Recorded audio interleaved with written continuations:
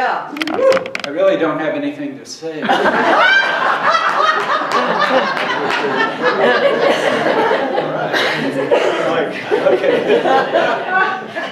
All right. Are you adjusting my volume here? Yeah, I think you're good. Okay. Just check. Let's go for it. Go ahead. All right. They've done surveys of people who identify themselves as part of the traditional Christian churches. And the surveys showed that 40% of those people said they attend church regularly. They did something else. They went into the churches and sampled, counting who actually came. 17%. On any given Sunday, you have about 17% of the members at a church, of the traditional Christian churches.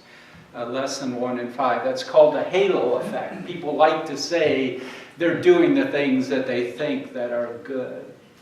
But we're such a Christian nation. I mean, we're this strong Christian nation that we tell everybody how wonderful these values are and how much greatness and support we get out of that. Why is attendance so low? What are people looking for in church that they're not getting? What's the relationship with God that they're looking to have? And a few thousand years ago, the relationship with God would have been very simple. It would have been, I do something for God, and then God does something for me. People gave sacrifices, human or elsewise. They gave gods wine or food, or they built them a temple or repaired temples. They did them services. It was very much a business relationship. There might be a few people where they would say, oh, the gods like this person. But mostly, you had no expectation that God was going to particularly care for you. You did something for God, God did something for you. And unfortunately, I think that's a problem in the modern Christian churches, that they still are selling that. Now, maybe not quite in the same way, but it's still that relationship, because what it is you love God, and then God will love you.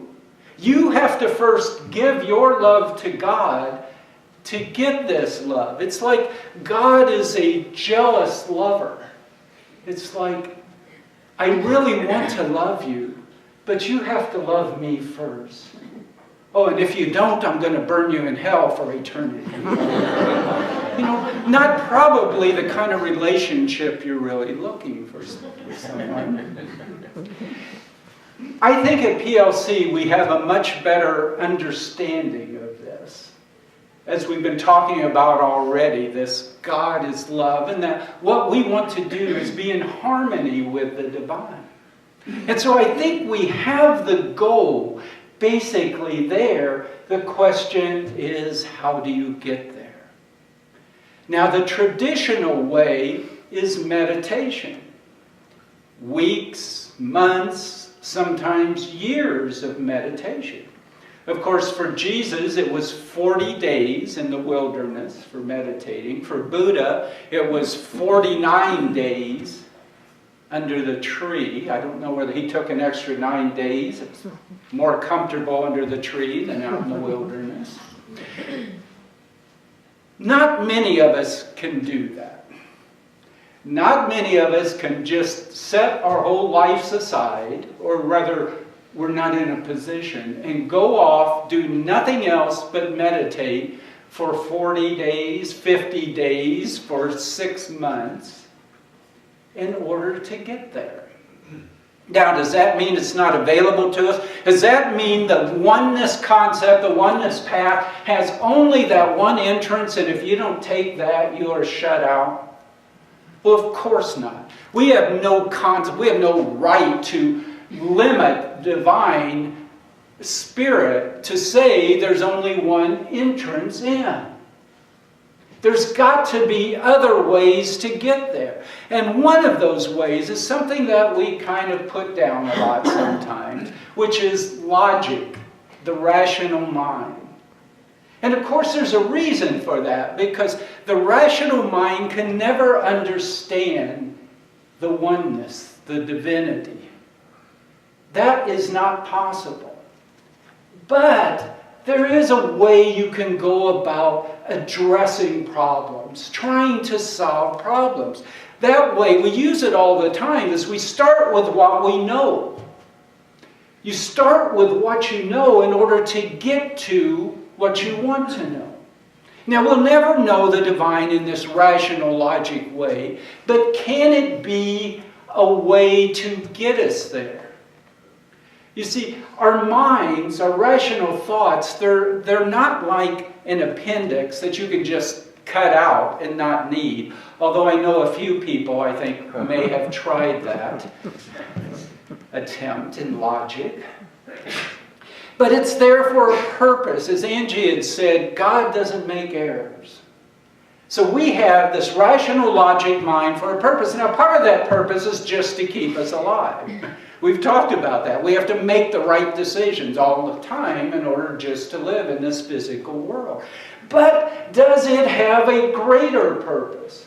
And I say that we can use this in our lives, in our everyday lives, to help us move from the concept of the physical world into the concept of the oneness of the spiritual world. And let me give you a couple of examples.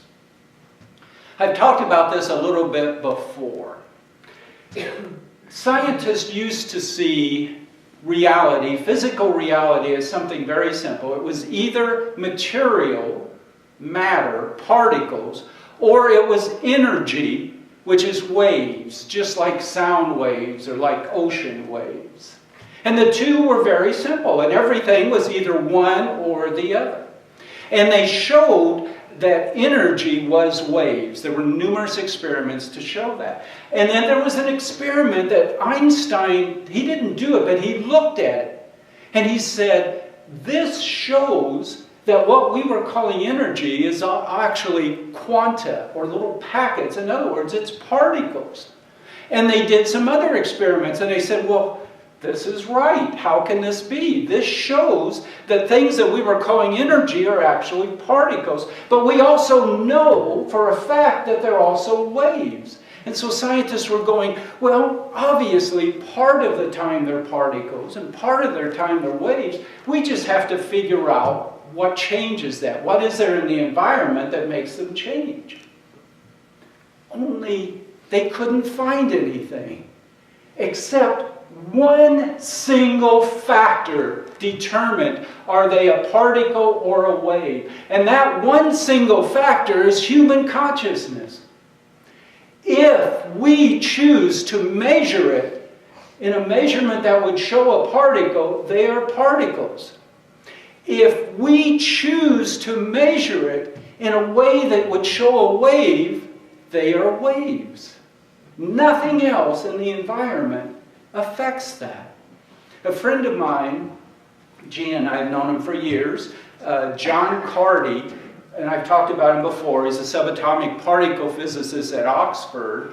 He's got numerous international awards. He's got a formula named after him, the Carty formula for something in subatomic physics.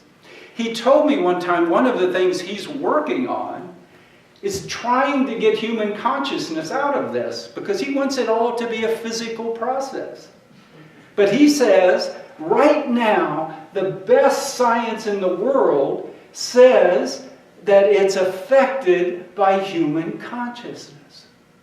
So this tells us that is absolute physical reality. And I tell you that that's a way to get us into the spiritual. Because we know, as was talked about earlier here, everything exists as it is. It's yin and yang. It's positive, it's negative. It's good, it's bad. Everything exists like that. How it exists for us is up to how we choose to view it. Whatever happens, you can say, oh, this is horrible. This is terrible. And guess what? The reality is, that's horrible. It's terrible. And you can say, the same person can have the same thing said to him, and they can say, oh my gosh, I've got this challenge.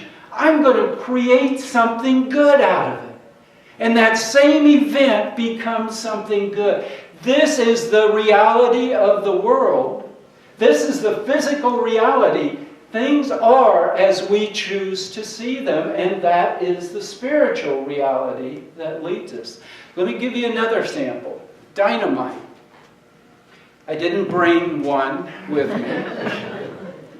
Dynamite is a powerful explosive. It's so powerful that the man who invented it, Noble, felt so bad about all this destructive power that he started giving away these prizes for peace, the Nobel Peace Prize. Dynamite, as well as plastic explosives, all of those kind, use electromagnetic force. When dynamite explodes, it's a change in the molecules. And the change has to do with the electrons around those molecules. That's what holds the atoms together. Tremendous explosion. You want to make a bigger explosion, you get more dynamite. Get 100 pieces, 1,000 pieces of dynamite. All of this electromagnetic energy being released. And sometimes I think that's how prayers are, even our treatment prayers. I know mine sometimes. They're like that. They have a lot of power. But I think limited. Because they're coming, the electron is the outer shell of the atom. The electrons are the very outer shell going around. And when your force comes from that outer shell, it can still have power. Let me tell you a story I know many of you have heard. Mahatma Gandhi, a great political leader, a great moral leader, and a spiritual leader. And a woman came to him, a mother, and said, and again, I know many of you have heard this, a mother said, my son is eating way too many sweets, and he's going to get fat, and it's going to make him sick. Can you help us? Please help us with this. And he said, yes, I'll help you. Come back in a week. So she came back in a week, and he said to her son, sweets are bad for you. Stop eating sweets. And the mother said, well, wow, thank you. I mean, I want to thank you for helping us. But if you were going to tell us that, why didn't you just tell us that last week? And he said, well, last week I was eating sweets. And what we usually get from that is this morality. It's a question of moral. You don't tell people to do things that you're doing. A lesson, by the way, that many of our leaders should pay attention to. But he was a spiritual leader. I think there was something else going on there. I think he knew perfectly well that if he said that first week when he was eating sweets, that would come from his outer part. Yes, it's a good moral lesson. It was wise.